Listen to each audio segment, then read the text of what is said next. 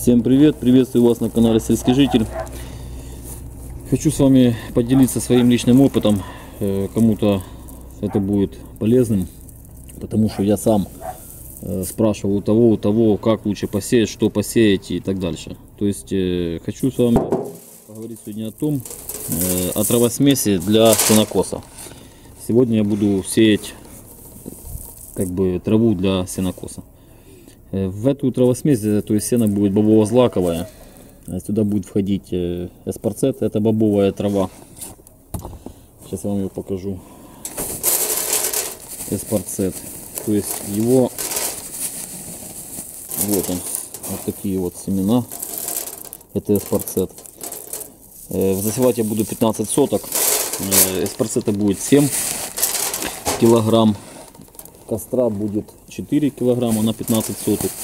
Но я даю больше норму, чем положено, потому что эспарцета сеется 60 килограмм на гектар, а я буду сеять на 15 соток, ну, то есть увеличиваю пропорции. Костер там 20-25 килограмм на гектар, но я буду сеять 4 килограмма на 15 соток. Вот семена костра. Вот так вот выглядит он. Это злаковая трава. И под покров буду использовать простой овес.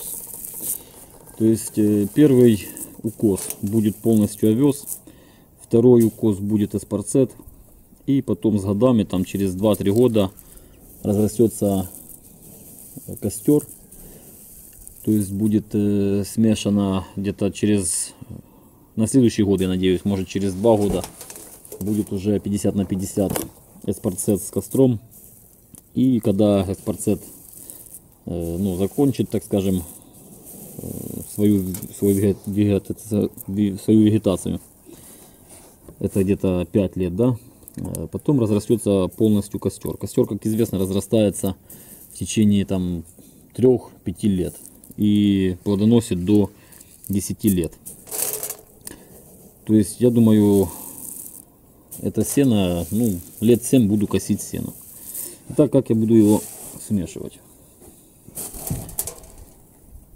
То есть, как я вам сказал, на 15 сотых я беру 4 12-литровых ведра овса, 7 килограмм эспарцета и 4 килограмма костра. Смешивать буду вот в такой оцинкованной емкости. Высыпаю ведро овса, затем эспарцет 2 килограмма, 1,5-2 примерно одинаковые количество, и килограмм костра.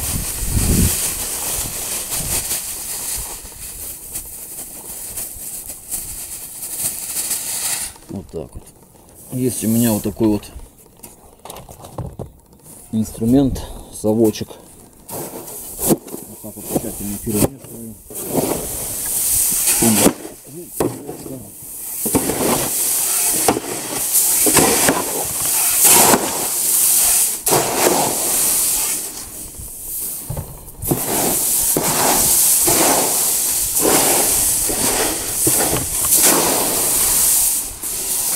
Так вот получается вот такая вот смесь семян. Вот она. Мешаем. Сейчас должен подъехать трактор, будем засевать. Что хотелось еще сказать. Овес.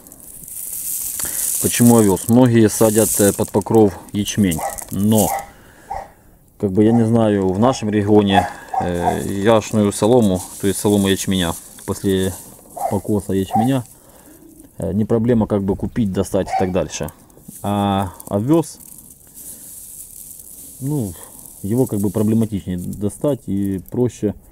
То есть не то, что проще. Я в прошлом году сеял люцерну под покров с овсом. И первый укос у меня был овес. То есть овес они поедают с большим удовольствием. То есть яшную солому они так не едят.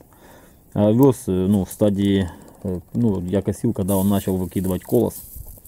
То есть, не надо допускать, когда уже будет полностью колосок наполненный зерном, потому что такое сено мыши будут портить. Поэтому лучше, как только он выбросил колосочек, и начинать его косить. И такое сено крупнорогатый скот поедает с большим удовольствием. Итак, вот мы начали посев, дорогие друзья.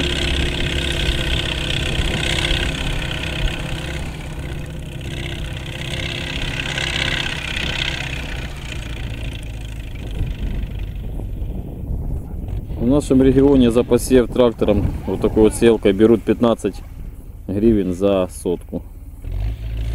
То есть мне засеять 15 сотых обойдется, получается, 225 гривен.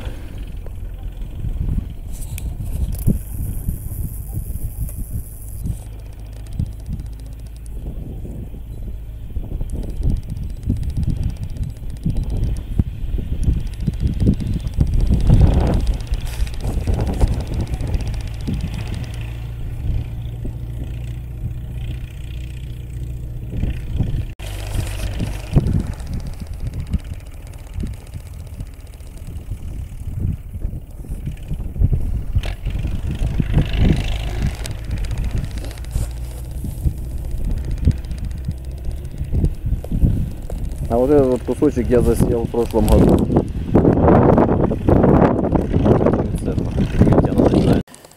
Так, посев мы закончили. Ожидаем всходов. Потом будем косить, показывать, какое сено и так дальше. Вот это сейчас сено овес прошлого года. Вот так вот выглядит сено из овса.